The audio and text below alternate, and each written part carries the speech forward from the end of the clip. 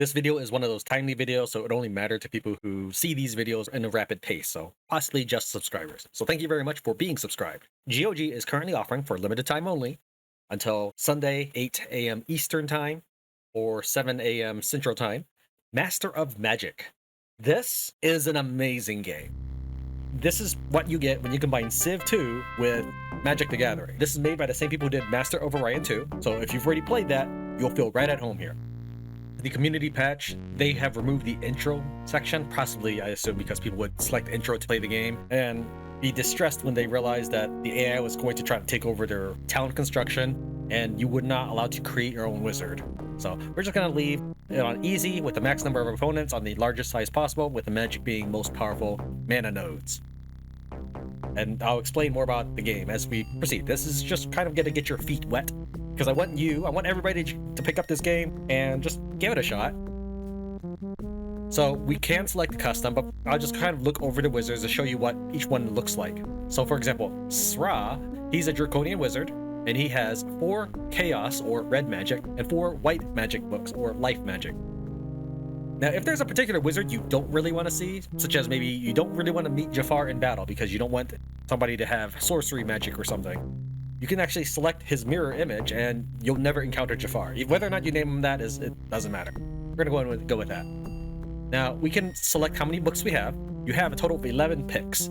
Certain picks can only be selected if you have the prerequisite amount. So for example, to become a Chaos Master, you need enough Chaos spell books to do that. In this game, life and death, you cannot have both of them. Even though in Magic the Gathering you can have white and black deck, this game does a little bit more with life, meaning like there's some diplomatic favors, there's some special events about life, like a holy moon. And so things that are death, there's opposites of that as well. People who practice death books have a diplomatic penalty. Alright, so anyways, if you have 10 spell books, what that indicates is you will be able to master all the spells. There are common, uncommon, rare, and very rare spells. On the screen now should be a graph of them, and there's 10 in each tier.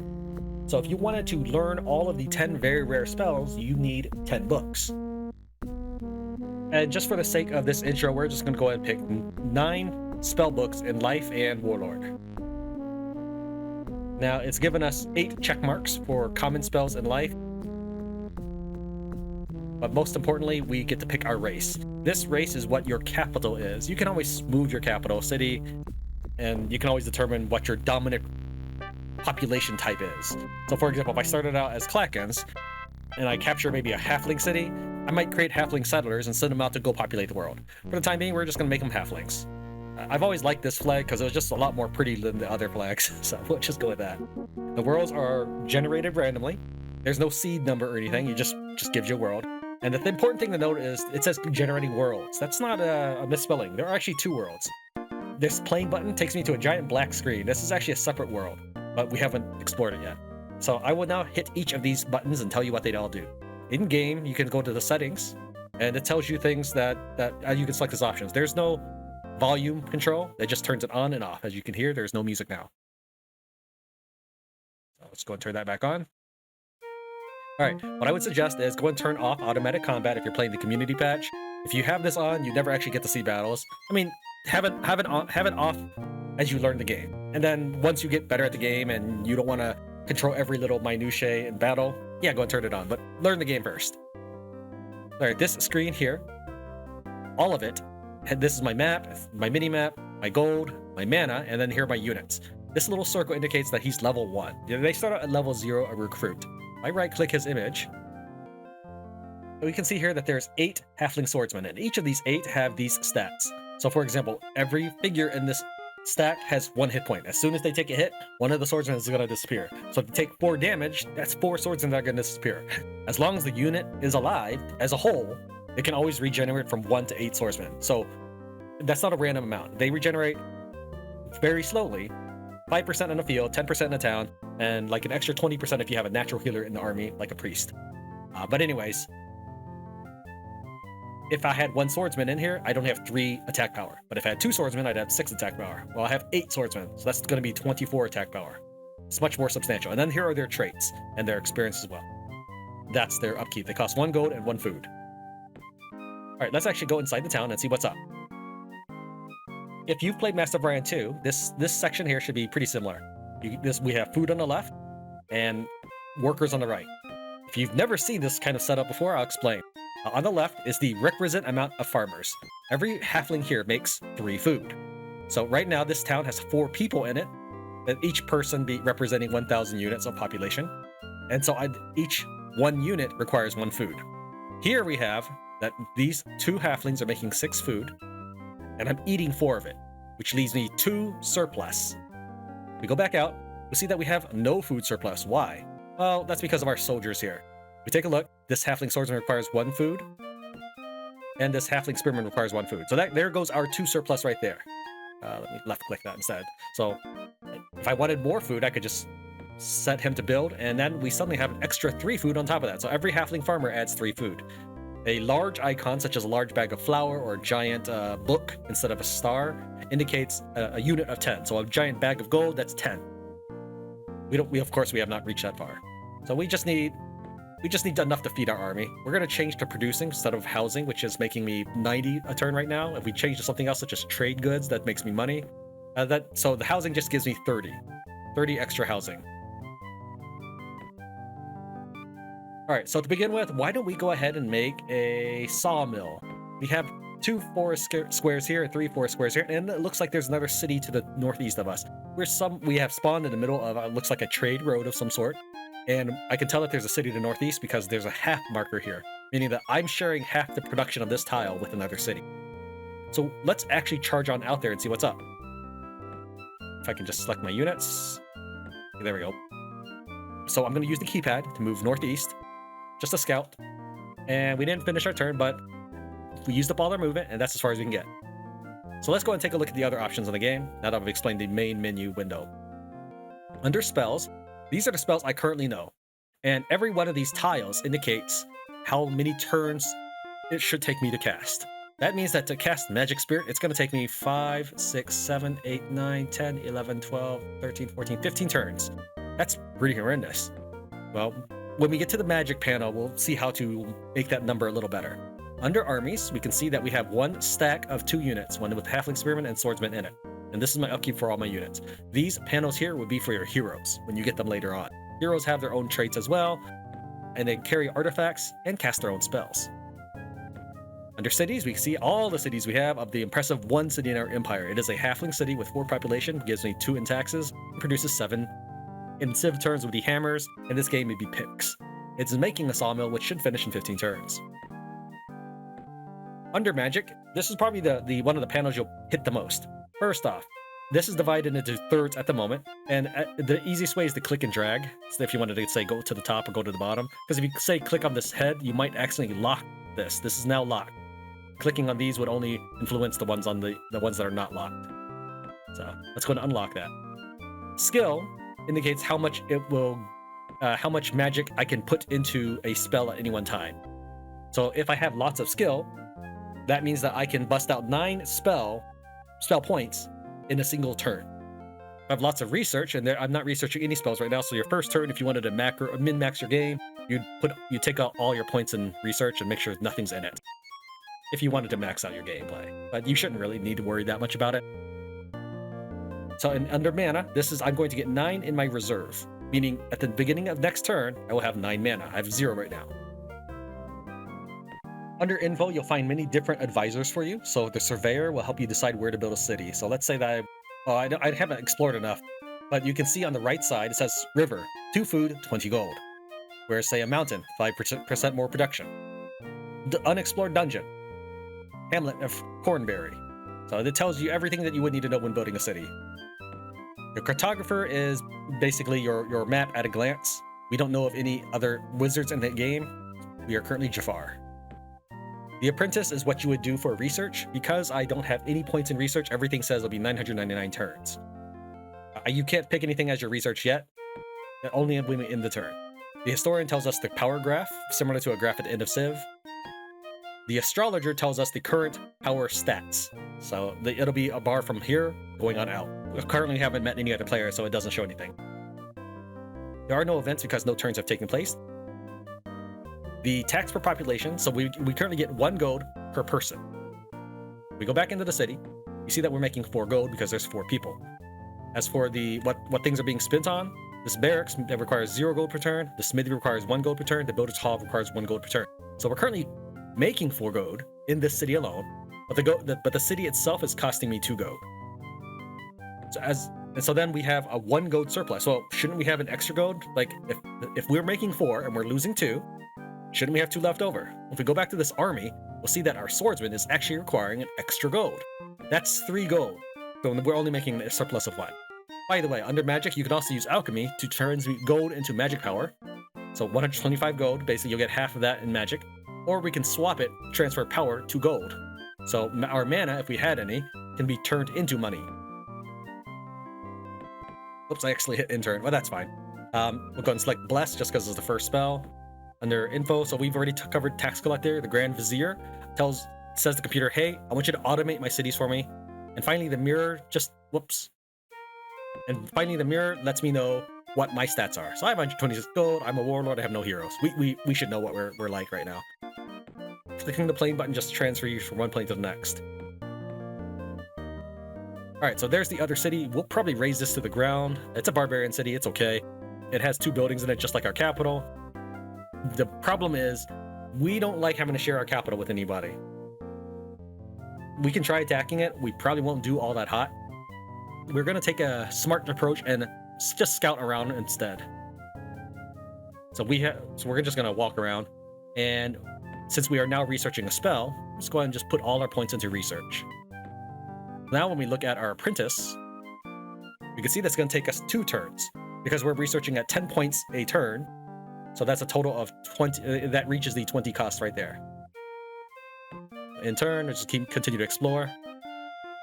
All right, this panel that has popped up means that I've just learned a new spell, and that sprite will always be dependent on who you picked as your avatar.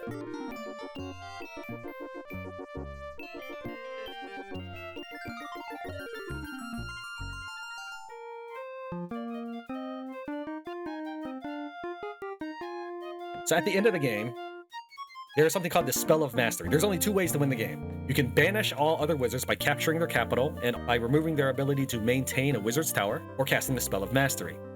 To research the Spell of Mastery, it costs 60,000 research points minus all other spells you've researched in the game. So for example, the 20 points that I've already researched, that counts towards the Spell of Mastery.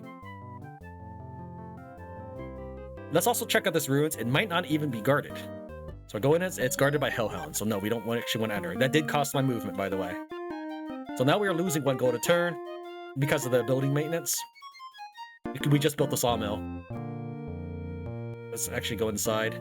Take a look at the sawmill. It says 2 gold per turns. So if I wanted to try to stay in the positives, I might raise my taxes. But we see that didn't improve anything. I can see that we now have a rebel. Rebels don't pay taxes. So because of the amount of unrest we have, it's not going to work out. So let's just go back down to 1 gold. One of the things you can do is have people in the city. So right now, if I go to info, tax collector, set that gold, you can see that there is 1 rebel. When I move this 2nd soldier in, there is no rebels. So every 2 soldiers out of a possible 9 in your army, you can only have 9 per stack, will pacify 1 rebel. So let's see if we can ramp up that gold even more. Say 60%. No. So we're starving, so we should make a little bit more food.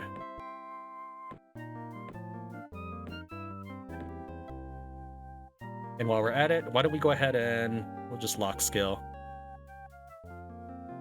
We'll put in more. How about 5? 5 and 4. That's fine. All right, so now we have 3 units here ready to go. So we have a choice between nomads, that they look like a very small city, 2 people in it, and barbarians, which are a little bit bigger city. Let's try fighting the group on the left first. Oh yeah, and they're building another set of bowmen, and that's fine.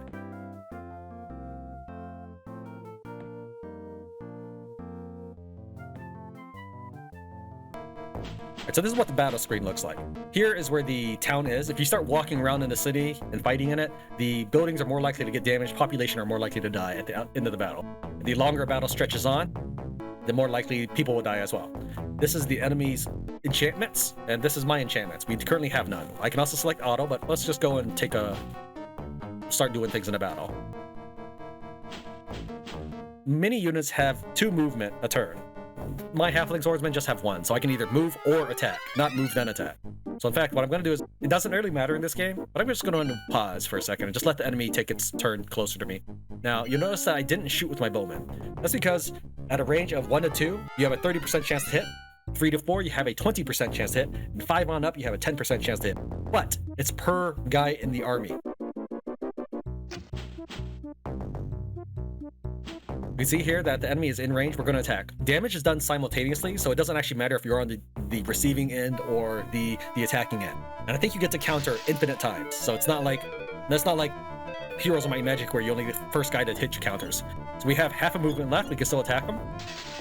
And we're pretty much successfully able to defend this group. Now, I can shoot him, we're going to ignore this guy, we're going to go and shoot this for more. So they attacked my bowman. My bowman suffered some damage, but remember that as long as the unit is okay, they can replenish their numbers later. The swordsmen were much stronger than the spearmen. We'll go ahead and leave the city alone, because it's far enough from our capital, so that's fine. Let's take a look inside. Alright, they have things that we can build, but you'll notice that there's far less. It doesn't have anything to do with the fact that they're nomads. It doesn't have anything to do with the fact that we took them over. It has to do with the fact they don't have a builder's hall yet. Before they can build all this other stuff, they need the builder's hall. So in the meantime, why don't we just go ahead and... yeah, let's do it. Go on to do the builder's hall. It's fine. Now let's go ahead and step out for a second and take a look inside. You can see that currently they are not rebelling. But that is something to think about, is once you've conquered a city, before leaving totally alone, see if they are okay with you leaving their city alone. We can see here that some of my guys have an extra level, and one of my guys is hurt. So once he gets back in the city, we'll just heal up a little bit. Alright, we just got a hero for hire. Out of our 168 gold treasury, she wants 100 of it. She's going to cost us 2 upkeep a turn, and she comes with the following stats. So basically, she's 5 times as healthy as a halfling, but she attacks as about as well as a halfling. You wouldn't want her, obviously, as the healer to be in the front of your group. As a healer, she heals any people in her stack more health. She's able to contribute her spell points into my casting reserves. She doesn't give me mana, but she will help me cast spells. Prayer Master allows her to get resistance, and this healing is just something that she can do in battle. We're gonna go ahead and hire her, because heroes are cool.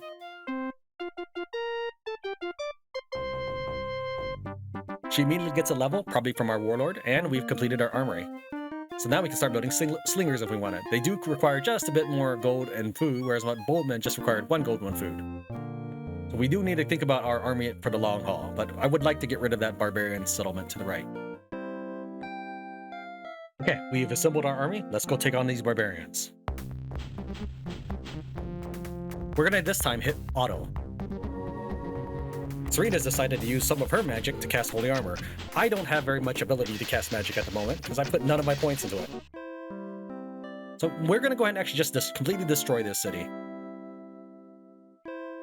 Now, in a normal gameplay, I probably wouldn't raise it, even if it was next to my capital. But because I'm just demoing it, we are going to go ahead and do that. We currently have 4 spearmen just keeping the peace in this city. We currently aren't producing very many picks, because everybody's a farmer here, and with 1 rebel. Alright, a new hero has just appeared, and she has leadership. Now, we won't go through the spells themselves, but leadership allows me to have more stats the higher level the hero is. So, yeah, let's go and take her. Again, heroes are fun. Alright, let's see what this inside this tower of wizardry. Sprites. We can probably handle them, but you need a unit that can attack flying creatures. They just eliminated one of our halfling groups, that's fine. We are paying lots of upkeep anyways. Alright, so I said this game is like Magic the Other. So if an opponent has flying units, remember that in that game, you cannot attack units that are flying. So our swordsmen are completely helpless. Thankfully, we have bowmen and a 1 stack of slingers. We also have a wizard who can cast stuff. So let's say Valana the Bard instead of Jafar. We could dispel. We don't really want to do that. There's nothing to dispel, so we'll have him wait. The swordsmen, we need to rush forward and defend our archers from those sprites. Here's some spearmen. We'll have them wait behind the swordsmen, so let the swordsman try to soak up some of that damage. And our bowmen, they have 8 arrows, so we can go and start firing. Remember that we have a 10% chance to hit. There's 8 of these guys. We just need to kill them, though. So we'll go ahead and try that. We got some of them. Let's try the slings as well. All right, that's good. Let's have Serena, the healer. She's going to see if she can cast a thing. She can cast Healing, True Light, and Dispel Magic. True Light, that basks, and the resistance of all life creatures are 1, death is by 1. We're not really fighting skeletons or anything, so we're going to be fine. So we'll just hit done, and we'll leave these guys done, and Serena done. The sprites don't really like our ranged units, because if they can defeat our ranged units, they win. Well, not automatically. Again, we're having the swordsman in front because we want to protect our archers. Alright, we had them take care of that. We're gonna let the spearmen come in from the side. There is no flanking bonus, but spearmen are a little bit weaker than swordsmen. Just a little bit. Continue to focus fire on them. Now, heroes can also attack by using their magic or their mana points. Alright, we gained 1 fame from that battle. We got 200 gold, 190 mana crystals, and a detect magic spell. Let's go and click through this. Most importantly, we can travel to the other world. This is where things start to really heat up. You can actually start in the other world if you start with the Miranor skill perk. Our army has gotten strong enough that we can start thinking about taking over a node. So this was a chaos node, and this is a nature node. What we need to do is we need to start casting a magic spirit. This has a few war bears. We can take care of that. Alright, so using the spell and the bard, we can use some of their ability to cast magic. Now, if we take a look here, we have 803 mana. Let's go ahead and use our bard to cast. We'll say Holy Weapon.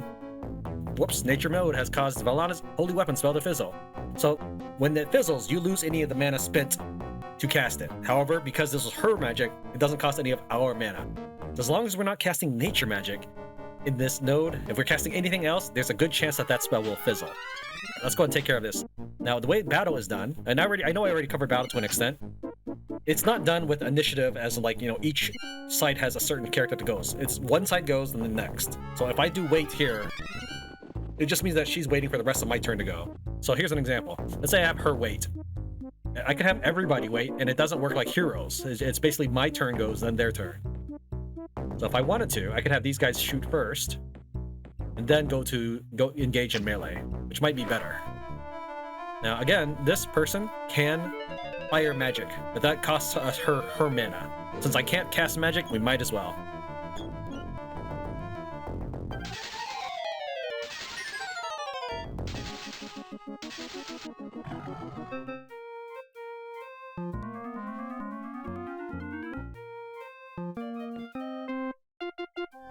Alright, so our magic spirit is summoned. And we're gonna go and tell him to just go to that node over there. In the meantime, let's go ahead and head back over here and capture that node. So we'll go and cast spell and magic spirit again. Guardian spirits are better. They help protect your node. An enemy only has 25% chance to successfully capture your node. Once you've captured it, this is not guarded by monsters anymore. So the only way you can guard it is either by leaving soldiers on it or by putting a guardian spirit to meld. So when I've sent that spirit over, he will meld with it, and that will result in me owning that and getting more mana. It's like basically tapping land in Magic the Gathering.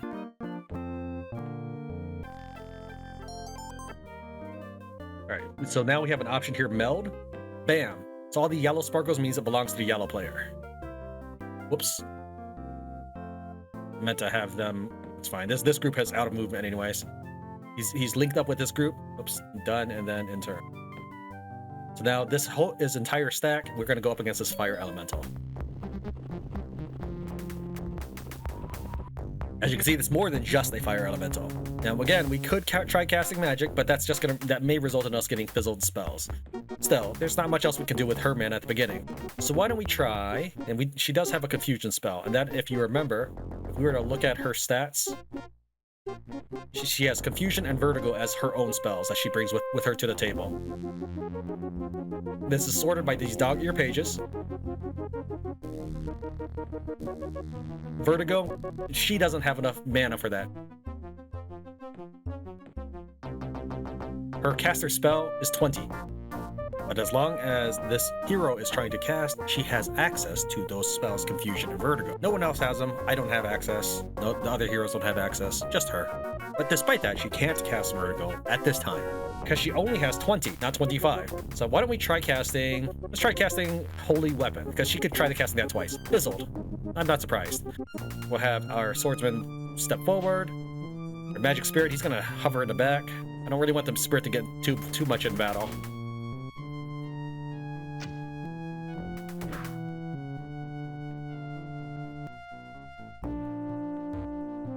Again, I'm not really surprised these are fizzling. And pretty much anytime I'm at a node, I never bother casting. I'm only doing so for the purposes of this playthrough, just to see how often it takes to cast to successfully do it. By now, she has no mana.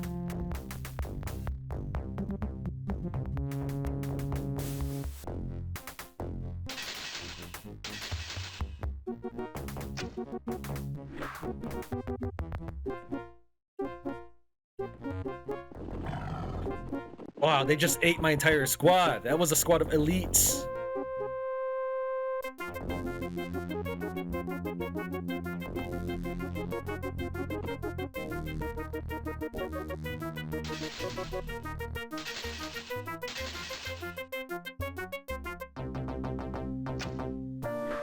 I mean, they were spearmen, but they were elites nonetheless.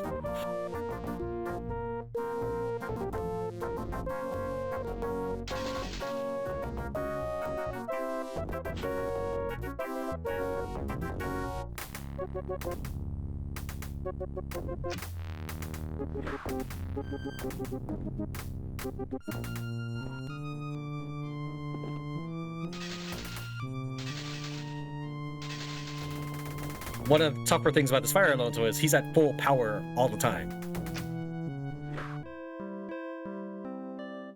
Alright, so we found Champion's Plate Mail. Awesome. It gives me +1 defense, movement, and resistance. So as long as it's at the same location, which is where they found it, so this is their location, it doesn't cost any mana. If I drop into Fortress Vault, it will cost me 20 mana to send it back to them. So we're just going to go ahead and let her wear it. Serena is the healer, Valana's the bard, so it's more likely Valana's going to be in the fight itself. We click on Serena, we can see that she has a range attack of this much fireball. We click on Valana, she actually has no range. So this tells me that Serena has a magical attack of some sort. So even though they can both cast, only Serena can have a ranged attack. Alright, so that... Can I meld yet? No, I probably have to wait till next turn. Let's go ahead and meld, and suddenly we have 2 nodes. If we go to our magic, we see that we are way up to 31. When we started the game with a humble 10. We have just completed construction of our first settler.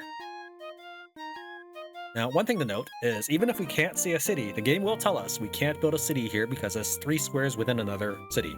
We don't see one, but it must be probably one right here. Same thing for this peninsula. We wouldn't have normally seen this city we just met.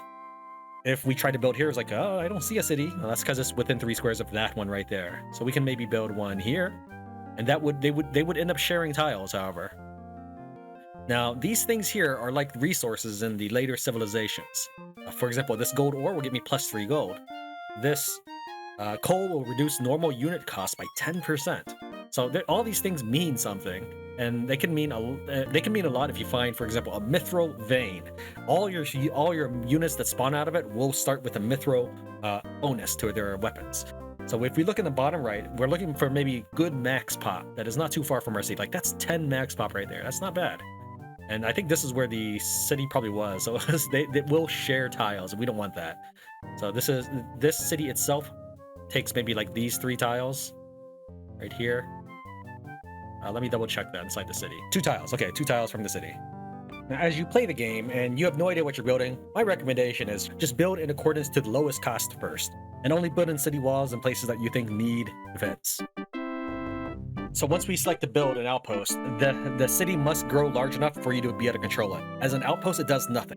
It must reach 1 full population until it can become a hamlet, which is a controllable city with 1,000 people in it. So right now it has less than 1,000 people. By the way, creating settlers, like in Civ, reduces your population. You say, well, this is stealing stuff from civilization. Well, Sid Meier is one of the founders of Microprose. Microprose made a lot of amazing games that you probably know today. XCOM, Pirates, Civilization, Master of Orion. the 1997 and 1998 Magic the Gathering video games, Worms, Xenophobe, and a pair of games I had the physical copy of at one point, and I can't find it anywhere for emulation, Hyperspeed and Lightspeed. The cool thing about this game is that when monsters capture a city, they can actually turn it into a ruins that you can loot later. Let's go ahead and check out what's in the ruins for us. So these are the warbears that conquered the city, I guess. I'm not entirely sure if that's actually what the case, but I do think it is because it's just one stack of warbears. I'm gonna let you know in a normal gameplay, I have never let that happen. Alright, we've redecked our soldiers out in mithril weapons. You have to build all new soldiers for this. Now let's try taking on these wraiths. I was only going to go until I met the wizard, talked about everything at least once, but I still haven't met a wizard, so that's the wizard is another player in the game.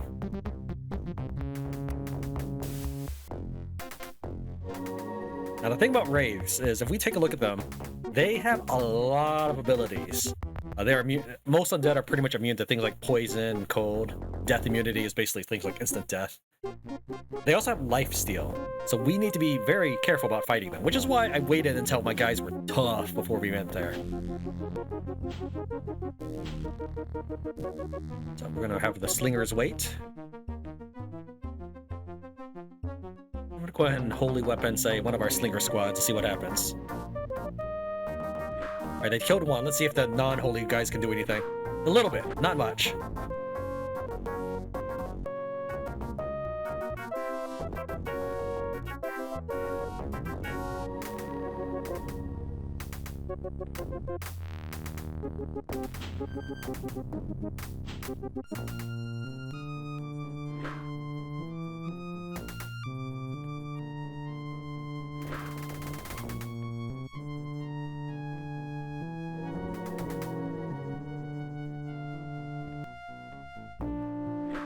I can't attack them. I wonder why that might be. Because they're flying.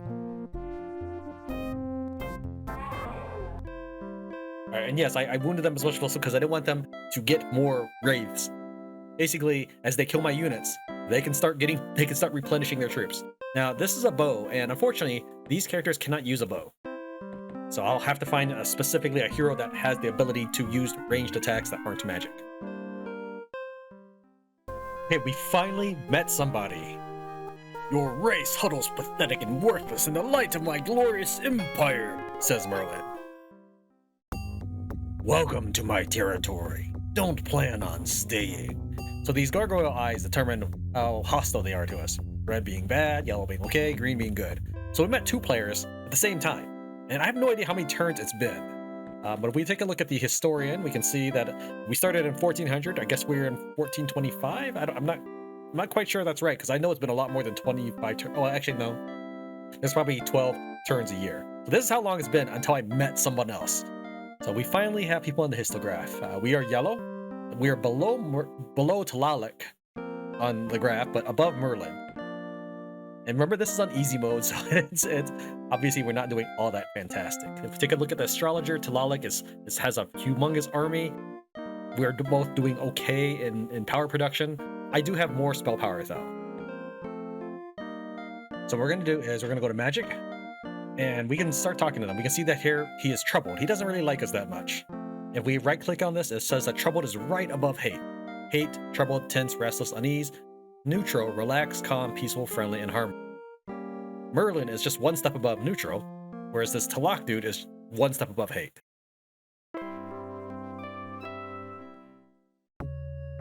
Alright, we can see here that he really does not like us. We can try offering him some gold, maybe even some magic if we felt like it. Or we could even offer him some spells.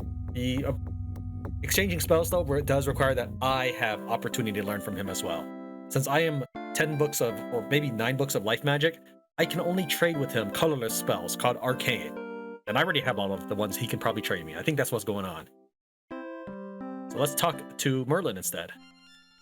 Let's offer him some tribute, and instead of giving him gold, let's give him some spells. You know, would you like to have... How about Summon Hero? You kind of like that. Would you also like to have... How about Raise Dead? He's starting to get a little impatient with me, but he is one step above relax now. So we'll continue to try to butter them up. In fact, what we could try to do is... Propose a treaty. What do you think about we declare war on Talak? He's gonna decline, so that's fine.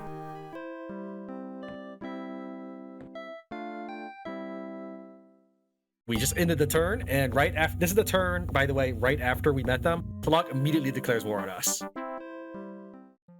Alright, the wizard Merlin, this is the turn after that, he has decided he wants to talk to me about something. He's asking me, hey, we want a wizard pact. This basically means I don't attack his units. This is not as strong as an alliance, but it is kind of like a informal non-aggression pact. So I say yes. Okay, since I had to progress so far just to meet the players, having so much fun, I'm gonna go and try to show you what happens when we banish the enemies. To that effect, I also want to showcase something else I haven't yet demonstrated. That's creating items. I mean, maybe not one of my favorite parts, but it definitely is a very cool part of the game. So we have to find, in our spellbook, it's sorted by category. So we can do enchant item, which is a weaker version, or create artifact, which is a stronger version. Basically, lets us have any available power rather than a spell cap of 200 mana. Let's go to create artifact. Available powers depending on what spellbooks you have, and unfortunately, you can't right-click in this menu, so you just have to have the PDF open and figure out what the spells do. You get to pick any 4 things you want, whether it's plus attack or whatever, and just make an item. It's going to cost me 3,250 mana. I only at this time have 428 mana. As you might remember, Talak declared war on us very early on, so we have 2 stacks of 9 outside his base. It probably won't be enough to defeat him, but let's go ahead and try to find out.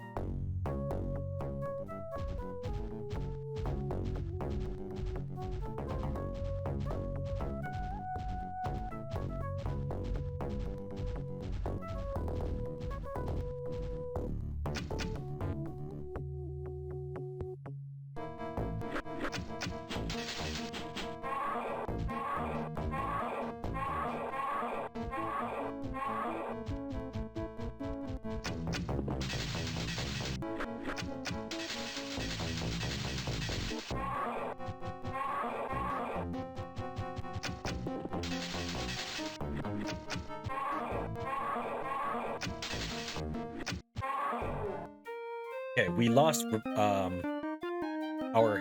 hero, but we can always just cast the spell to bring her back.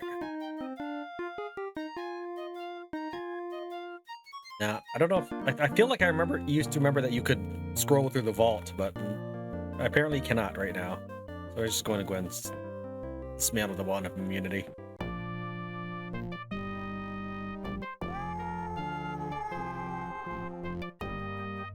Once you've taken over an enemy's capital, you banish him. However, he does have the chance to cast Spell of Return as long as he has mana and any town that can do it. After enough turns have passed, and if he still maintains the city, the enemy will return and can then begin laying spells upon you. But until then, they can't cast spells or anything. So it's a good time to continue to attack them. Once you've invested a great deal of research points into Spell of Mastery, it will cost you 5,000 mana to cast, and the appropriate number of turns.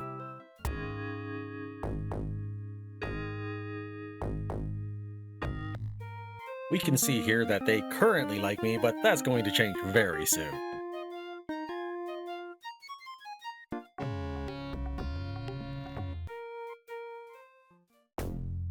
I cannot maintain a treaty with someone who would unleash the horrors of the Spell of Mastery on the world. Anyone who would begin the Spell of Mastery cannot remain my ally for long. You cannot escape my wrath. Prepare to die, scum. So every turn you are casting the Spell of Mastery, you take a massive relationship penalty to all the other opponents, and then they'll eventually declare war on you. You know, I don't think I've ever finished casting the Spell of Mastery. I think I always ended up defeating all the enemy players before then. Once you can cast the Spell of Mastery, you banish all of your opponents forever.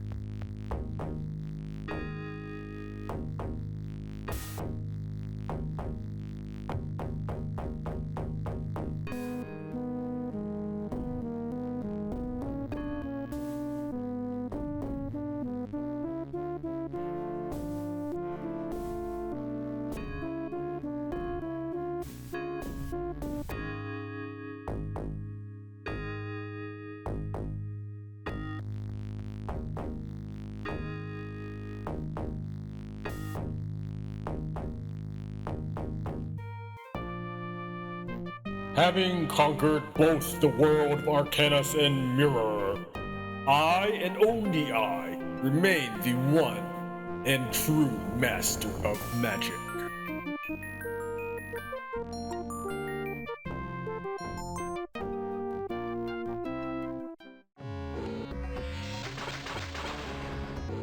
Thanks for watching to the end of the video. I hope you enjoyed it, but I know you'll enjoy the game. Now can you become the next master of magic?